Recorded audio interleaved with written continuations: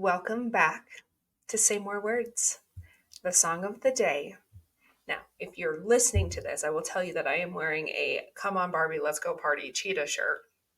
So you would think the song of the day is Barbie Girl because that's what everyone's doing. But no, the song of the day is 679 by Fetty Wap. It came on and instantly I was transported back to like 2014, 2015, lifting heavy weights and doing ridiculous things inside of the CrossFit gym I was a part of. And it made me feel alive, sweaty, but alive. So 679 by Fetty Wap. Today, I get to introduce you to someone really special. I don't have a guest. I am only really talking about myself today, so don't be confused. And also don't go away.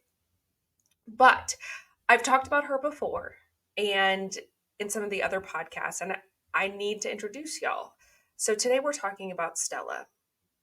And Stella is my hair. Now, don't turn this off, okay? There is a purpose and a rhyme and a reason. So don't think like the whole podcast is just me weirdly talking about my hair that I named. But I talk about her all the time. And so it's very important that I introduce you to this concept that I developed in order to really love my hair again. Growing up, I had the wild hair. I am half black and half white. My mom is white, and she was responsible for my hair. And until my aunts took her aside to teach her how to braid and how to manage my hair, which was a common problem in the late 80s, early 90s, when more and more interracial couples started happening and became more of the norm and they started having kids. There was this phenomenon of white parents not knowing how to handle their cultured baby's hair. It was just a thing. And my mom was no exception. So my hair was crazy and my hair was big until my aunts took her aside and taught her how to do my hair. And so up until I think that was like third grade, fourth grade is when she learned how to braid my hair. But until then, my hair was big, curly and big. And I grew up in the military, so I changed schools a lot. I traveled a lot, was all over the country, and my hair was unruly. And if you have not looked at the cover art yet for this episode, I highly recommend you go to my Instagram account, Say More Words Podcast, because you'll get to see what my hair looked like. And my hair was big and I got made fun of for it. And so when I got to a certain age, I decided to straighten my hair. So not just like with a flat iron, with the chemicals, it's like a reverse perm that basically takes the curls out of your hair. It also sears it sears your head.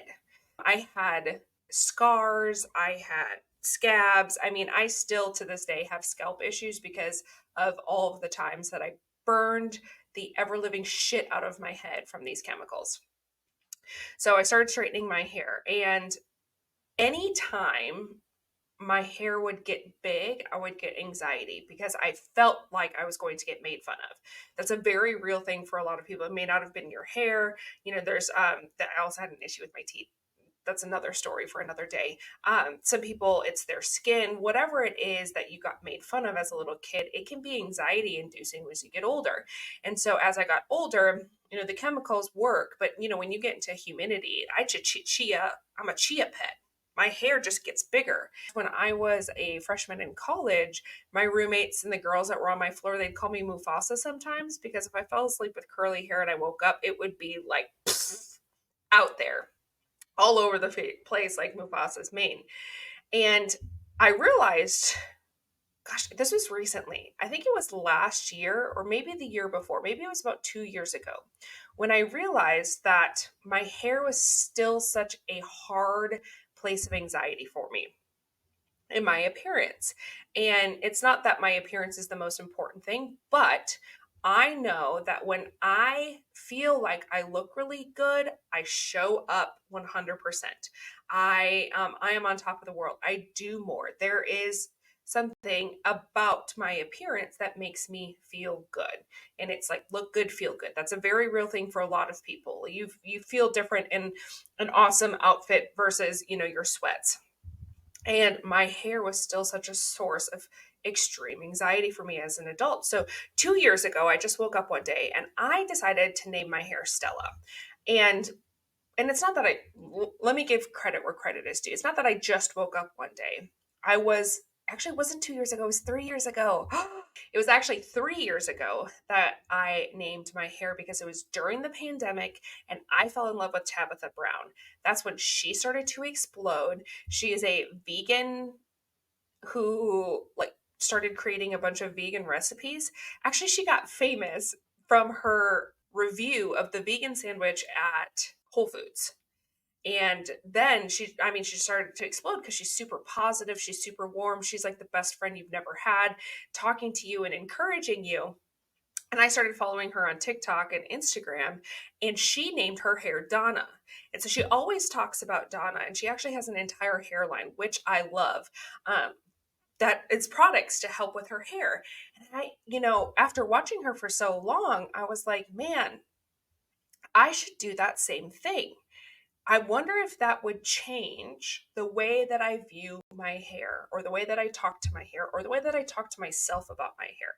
Because, I work in mindset and I am constantly looking for new ways to talk to myself so that I can show up for myself better first. And so I was just going around and I couldn't figure it out. And then finally one day I was like, her name is Stella because she helps me get my groove back. And Stella was born. And naming my hair gave me this freedom and also gave me like a relationship with her. And I treat her like she's my best friend. And I'm going to tell you that we don't talk badly to our best friends, right? We don't hurt our best friends. We show up positively for our best friends. And so Stella was born. And Stella exists as an image. She has an image now. And so Stella, when she's straight, I have extensions, I have short Stella, and then we introduced this year Mel B, who is the curly version of my hair when I did Dancing for the Stars here in Colleyville. And that was a whole new vibe too, because all of a sudden I have this gigantic big curly hair and I'm a whole new fucking person. It was an entire vibe. I call her Stella because calling her that, treating her like she's my best friend, I don't have anxiety when I look at her anymore.